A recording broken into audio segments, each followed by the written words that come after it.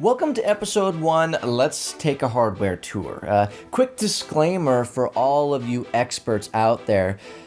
This is an entry-level episode, and these entry-level episodes are for people who just came from basic phones or have never used a smartphone before, or maybe even limited use to a smartphone. So just a quick disclaimer there. Also, we will assume your tablet/phone has been activated already for this video. We will go through that in a future video, however.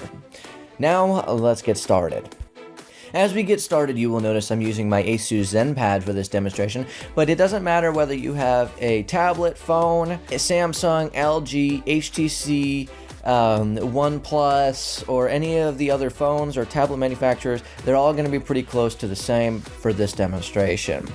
Some of you may be thinking, well, I don't really care what my hardware does on my XYZ phone or tablet, but let's slow down for a second and learn how to walk before we can run.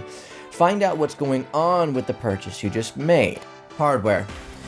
Let's take a look around your new device and find out where everything's located. For instance, the camera, that SIM card slot, SD card slot, or tray if you have a new device. How about those on a phone, those light sensors? You know, those little black dots at the top of your phone? Yeah, those are very useful. They actually will turn your phone screen off as you're making phone calls when your cheek is pressed up against it. That will help you not to end the phone call. If it's an important phone call, that can be a very good thing. It'll help you not press that end button with your cheek, though. That is actually pretty nice.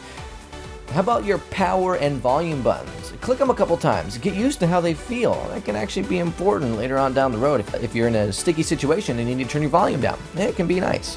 Note that if you long press or short press your power button, it will actually do different things. For instance, one will wake up and put to sleep your device. The other will actually allow you to power on and power off your device or restart your device. These are actually pretty important to understand, the different functions here, even though they may seem trivial.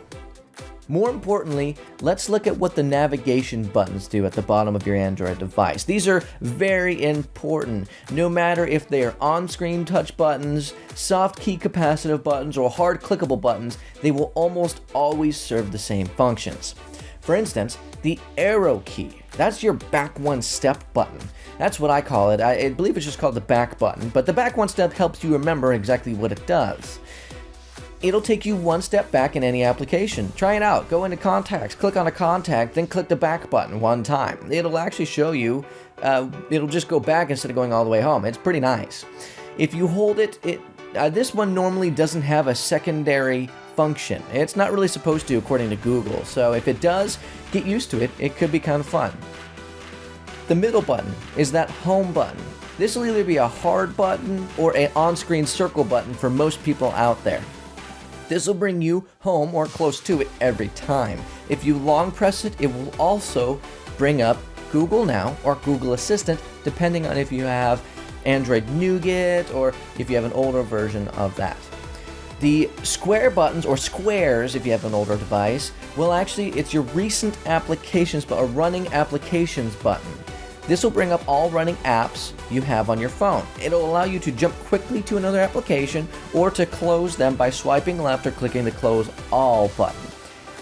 Sometimes, depending on your device, if you hold that button down, it will actually bring up a multi-window option as well. Playing around with that, that's actually a lot of fun. It may not be useful in every situation, but every once in a while, I actually kind of like it. It's also, it can help you with productivity especially. Now, as you wait for the next section of this video, feel free to play around with your phone and watch the video again just to make sure you understand what's going on, as this can be very quick. The next video will dive more into the software side of things, but before we end, don't forget to subscribe and like this video. If you want to get more updates as I post more videos, that's definitely the way to do it.